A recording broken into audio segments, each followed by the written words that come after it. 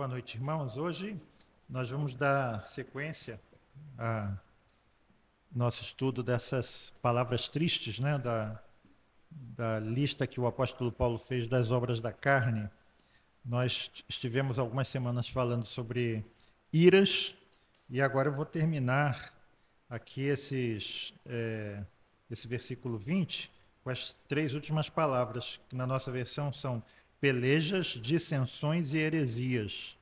E lembrando que essas palavras, quando estão no plural, no grego, elas se referem às manifestações externas desses pecados, né?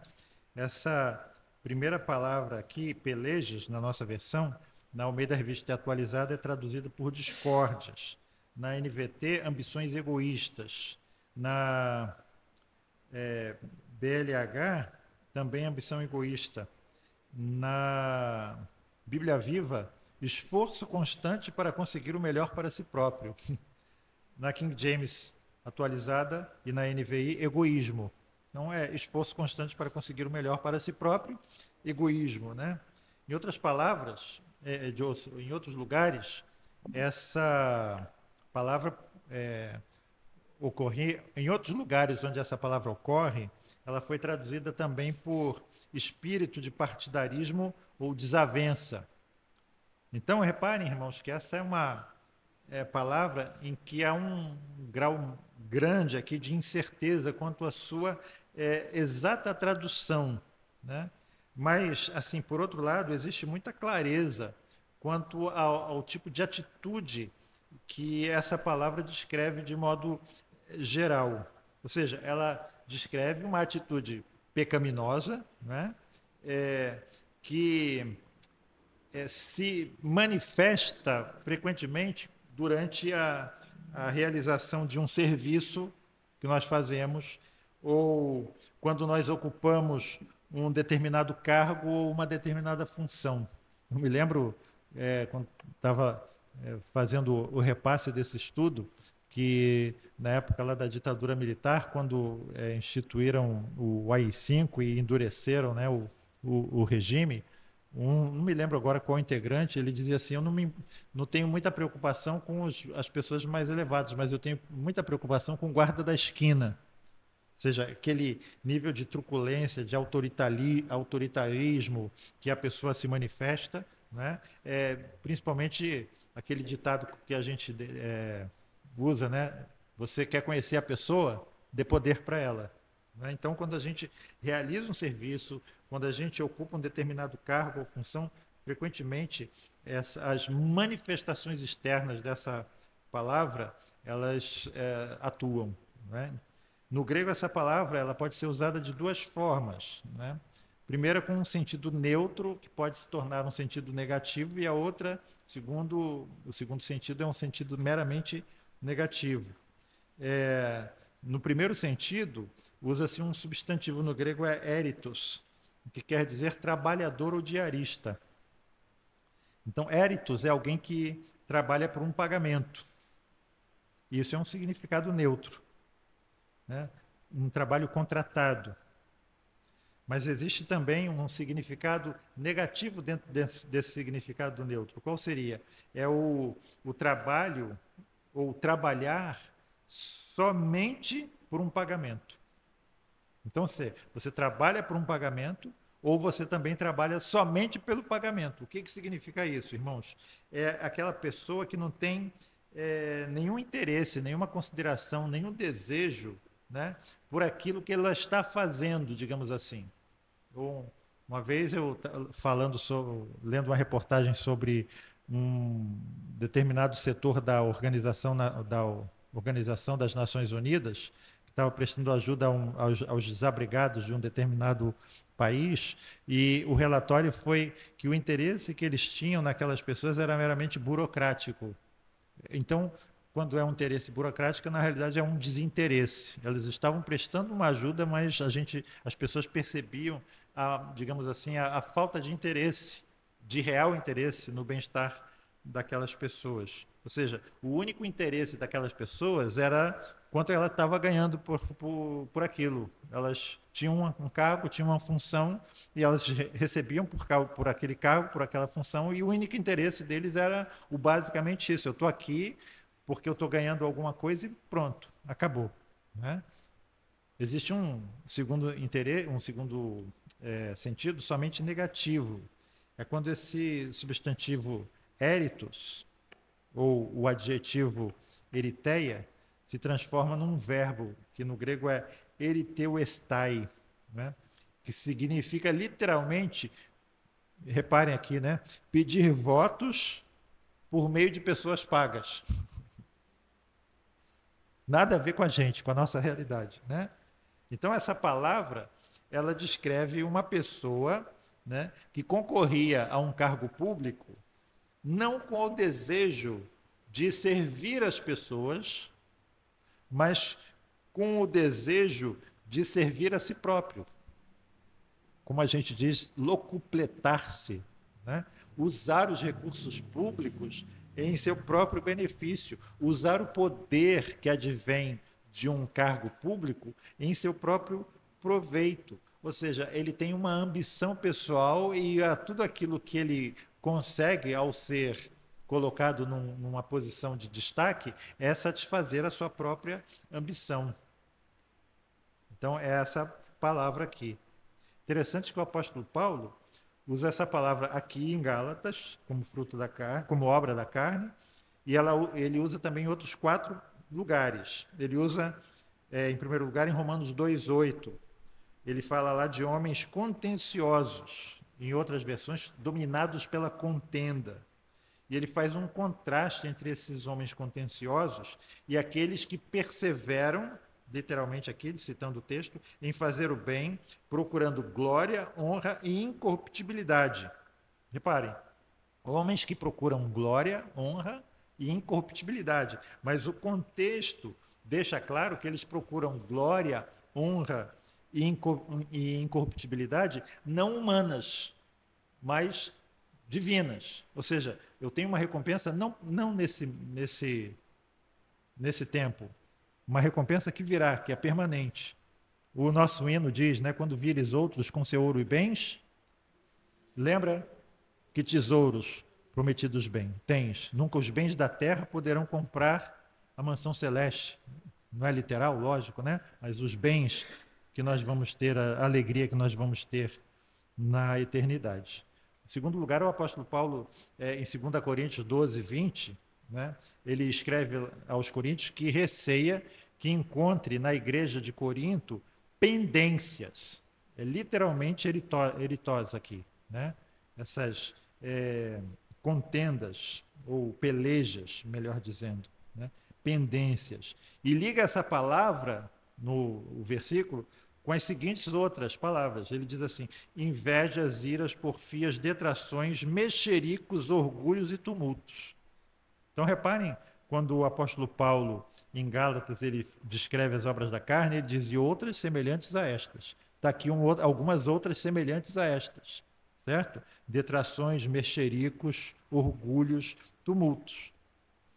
Em quarto lugar, ou em terceiro lugar, em Filipenses 1,15, o apóstolo Paulo usa essa palavra para se referir a alguns homens que estavam pregando o evangelho, mas com o desejo de concorrer com o apóstolo Paulo e sobrepujar o apóstolo Paulo do que glorificar a Deus. Então é a mesma palavra. E também, em Filipenses 2,3, ele apela aos filipenses que nada façam por contenda ou por vanglória, cada um considerando os outros superiores a si mesmos. Então reparem que o apóstolo Paulo aqui em Filipenses 2,3, ele está usando essa palavra contenda em oposição ao bem que ele quer ver na igreja de Filipos. Cada um considere os outros superiores a si mesmos. E assim não vai haver a manifestação desse pecado. Segunda palavra aqui é dissensões. Na Nova versão da linguagem de hoje é desunião. Existem outras versões que dizem queixas ou críticas, né? Essa aqui também é uma palavra muito rara no Novo Testamento. Ela só aparece 2 vezes no Novo Testamento, aqui e em Romanos 16, 17, onde Paulo adverte aos romanos, a igreja de Roma, a evitar aquelas pessoas que promovem dissensões e escândalos contra a doutrina que aprendemos. Existe um historiador grego, Heródoto, que usou essa palavra para descrever um general que passou para o lado do inimigo, no meio de uma batalha. Literalmente, essa palavra quer dizer ficar ou pôr-se à parte. E esse pecado ele pode assumir vários aspectos, né? A divisão entre partidos. Vocês já repararam como o ser humano tende a ser assim? Às vezes, um partido político se divide e de cada divisão podem surgir mais divisões ainda, né?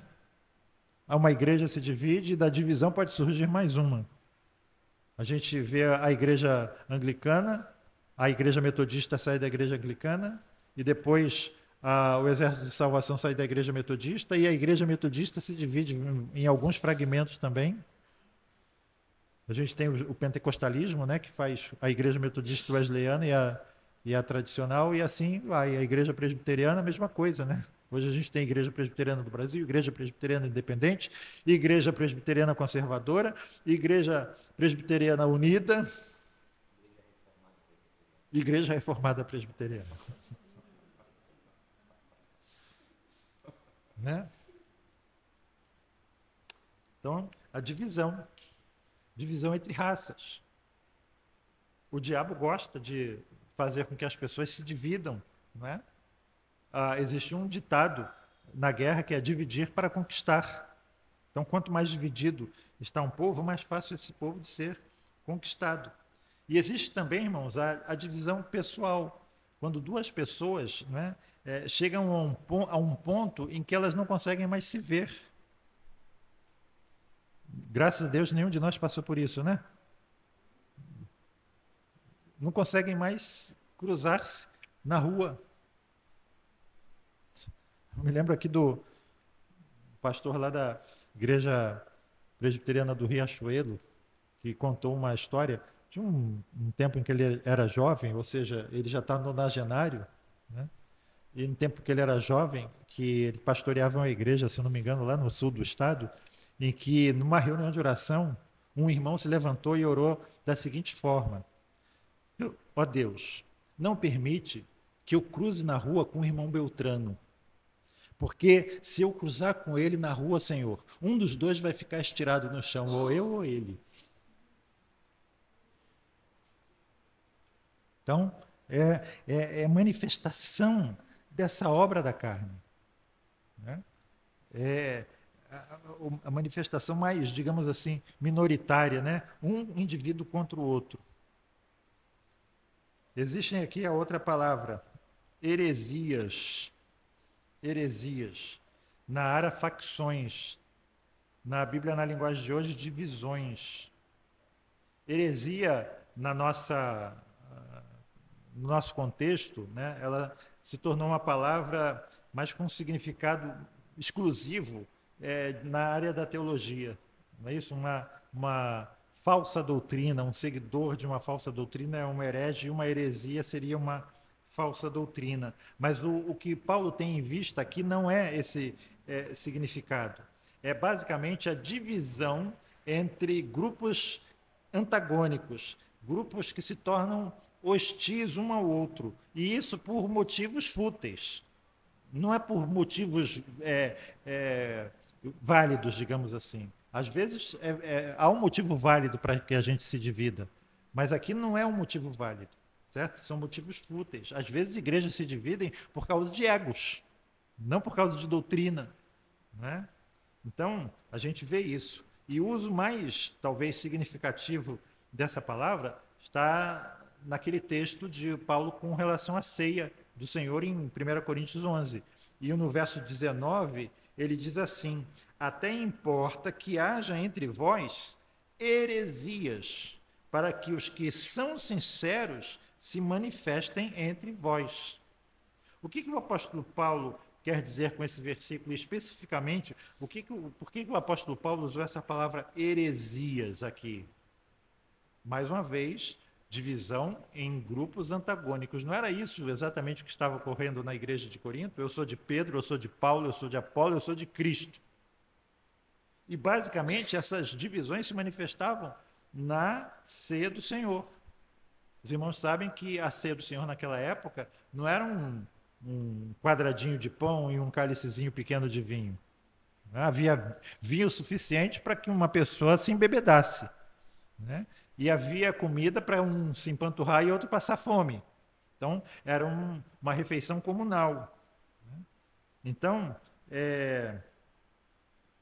as pessoas levavam seus recursos, né, seus mantimentos para a igreja e eram repartidos esses mantimentos. E, irmãos, naquela época, numa igreja que basicamente era composta de pessoas de classe mais baixa, frequentemente, essa era a única, digamos, refeição decente que muitos irmãos poderiam ter durante a semana. Mas em Corinto, ao invés de todos se sentarem unidos, juntos, esperando uns pelos outros, o que acontecia? Eles estavam tão divididos em grupinhos, heresias, né, que ao invés de compartilharem tudo com todos, há um comentarista que diz que eles compartilhavam somente dentro do seu grupo, dentro do seu grupinho. E o resultado era exatamente isso. Enquanto alguns tinham muito e conseguiam se empanturrar e se embebedar, outros tinham pouquíssimo. E é isso que o apóstolo Paulo está dizendo aqui, chamando de heresias. É a unidade do corpo de Cristo se fragmentando em grupinhos que se fechavam em relação a todos os outros, aos demais. Você não faz parte do meu grupo, fica lá de fora. Eu tenho uma colega de trabalho que também foi minha chefe. Uma vez ela foi para a Inglaterra e foi numa igreja. E essa igreja, depois do culto, tinha um almoço. E o almoço era exatamente assim. Cada família no seu quadrado. Não era comunal.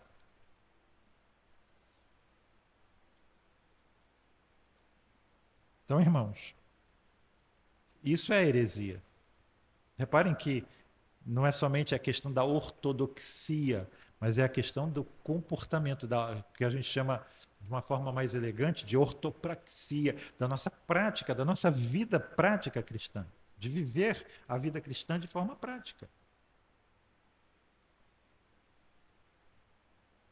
Por outro lado, irmãos, também esse pecado de heresia pode se manifestar não somente num determinado grupo, mas numa única pessoa que se recusa a participar. Já viu essas pessoas? Eu não vou à igreja. Só tem pecador lá naquela igreja, só tem gente ruim. O que a gente costuma responder para essas pessoas? Ué, vem que tem lugar para mais um, né? Tem lugar para mais um. Só tem hipócrita. Vem que tem lugar para mais um. Né? É isso que a gente precisa entender. Então, existem pessoas que se acham tão superiores às outras que não conseguem conviver. Às vezes, por ser de uma classe social diferente. E aqui um detalhe, irmãos. Para mais ou para menos. Aquela igreja só tem rico, eu sou pobre, não vou para lá. Aquela igreja tem muito branco, eu sou preto, não vou para lá. Ou o contrário, tem muito preto, eu sou branco, não vou para lá. Entendem isso, irmãos? Quando nós olhamos para o exterior, para o cosmético, para o superficial, uma história real que eu li há muitos anos, muito interessante, de um caminhoneiro racista americano que sofreu um acidente grave, ficou em coma, e depois, quando ele abriu os olhos, ele viu o rosto da pessoa que tinha doado sangue para ele. Eu preciso dizer mais alguma coisa? Né? Então, o mesmo sangue que vermelho que escorre de uma pessoa branca, escorre de uma pessoa preta. E de uma pessoa de olhos puxados. E de um aborígene australiano ou de um índio brasileiro. Tirando a parte cosmética, o que nós somos? Filhos de Adão e filhas de Eva. Todos irmãos nesse sentido. Então, irmãos, se nós, de alguma forma, abrigamos no nosso coração algum sentimento de não pertencimento, e agora eu estou falando com vocês, né? Porque nós somos assim ou nós somos assados e somos diferentes das outras pessoas, nem em algum outro sentido, nós não entendemos ainda o que significa ser cristão. Nós não entendemos de fato o que é o cristianismo, o que é ser igreja. E aqui para terminar, algumas aplicações práticas aqui com relação a essas palavras. Primeiro, essa palavra eritéia, que é facções, né? A gente vê aqui a igreja de Corinto dividida, né? Em partidos. Nós vemos em Filipos a pregação se tornando uma arma, né? Para tentar frustrar o apóstolo Paulo, que por sinal estava preso, ao invés de visar a glória de Deus. Então, se essa palavra eritéia é ruim no mundo, ela é muito pior para nós, na igreja. É uma tragédia na igreja. Mas é isso o que acontece sempre que alguém começa a se achar muito importante, né? Alguém começa a se achar muito proeminente. Vocês sabem que existem pastores que só entram depois que a igreja está toda reunida, e à medida em que eles vão entrando pelo templo, as pessoas vão se levantando e aplaudindo, né? É aí que a gente vê essa tragédia. Alguém que acha que por ter algum título é superior ao outro na igreja. É isso que acontece quando alguém considera mais importante o seu próprio bem-estar, sua própria comodidade, do que o bem-estar da igreja.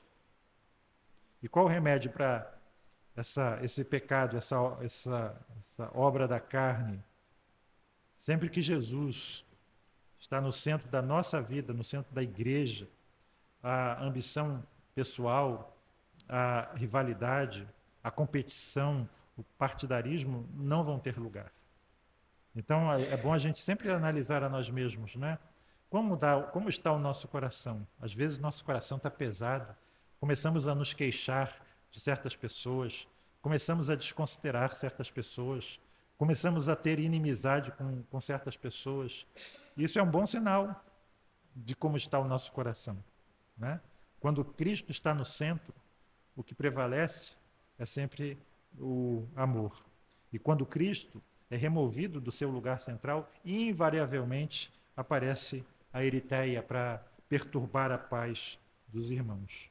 Com relação a essa palavra dissensões, divisões ou espírito partidário, essa obra da carne nos lembra, irmãos, que é muito fácil que a gente confunda princípio com teimosia, verdade com preconceito, posições firmes com burrice irracional, né? E por fim, a última palavra aqui, aireses, heresias, nos lembra que uma igreja dividida não é igreja de modo nenhum. Um grupo fechado, que considera-se superior aos outros, uma igreja que se considera superior às outras, não é de forma nenhuma uma igreja cristã. Como eu disse, como eu costumo dizer, né? Um calvinista orgulhoso é a própria antítese do que a gente entende pela doutrina dita calvinista, né? Ou seja, a convicção de que nosso corpo doutrinário, digamos assim, é verdadeiro, né? Eu creio que é uma virtude cristã. Mas quando essa convicção se torna intolerância e orgulho, né, ela passa a ser, na realidade, pecaminosa. Ela passa a ser um desserviço à obra de Cristo, à Igreja de Cristo. Porque o nosso amor, o amor cristão, deve ser capaz, né, de amar mesmo aquelas pessoas cuja doutrina não é 100% igual à nossa. Que tenhamos essa capacidade, irmãos, que a gente vai ver mais adiante, né? O fruto do Espírito em substituição a todas essas obras da carne, mas os irmãos já podem ter um vislumbre, pelo contrário, daquilo que nós devemos ser. Que Deus nos abençoe. Vamos orar. Pai Celeste, obrigado, Senhor Deus, porque nós temos a Tua palavra. Senhor, será que ela tem nos humilhado? Será que, de alguma forma, em alguns momentos, nós temos nos envergonhado de nós mesmos, Senhor? Temos até mesmo desanimado daquilo que nós somos? Se assim for, Pai, nós queremos te louvar, porque é dessa forma que nós crescemos, no reconhecimento, Senhor Deus, das nossas próprias fraquezas, das nossas próprias tendências pecaminosas, Senhor Deus, das manifestações do pecado odioso do nosso próprio coração, é que nós podemos abandoná-los, Senhor, e crescer em direção ao Senhor Jesus. Mais uma vez nós te pedimos, Pai, cria em nós um novo coração, cada dia um coração renovado, Senhor Deus. Permite que cada um de nós tenha essa capacidade que só o Senhor pode nos dar, de nos despojar do velho homem e nos revestir do novo, Senhor Deus. Permite que haja em nós, vindo da Tua parte, essa capacidade de nos autoexaminarmos, Pai, de percebermos, Senhor Deus, o pecado que ainda habita em nós, de nos livrarmos dele, Senhor, e de colocar no lugar boas virtudes, Senhor Deus. Que, conforme cantamos, o caráter do Senhor Jesus seja criado em nós, da Tua parte, Senhor. Isso é o que nós te pedimos. E desde já, Senhor Deus, queremos te agradecer por essas bênçãos, Senhor Deus, que só o Senhor pode nos dar. É no nome de Jesus que nós te pedimos e te agradecemos. Amém. Glória seja ao Pai, ao Filho e ao Santo Espírito, como era no princípio e hoje para sempre, eternamente. Amém.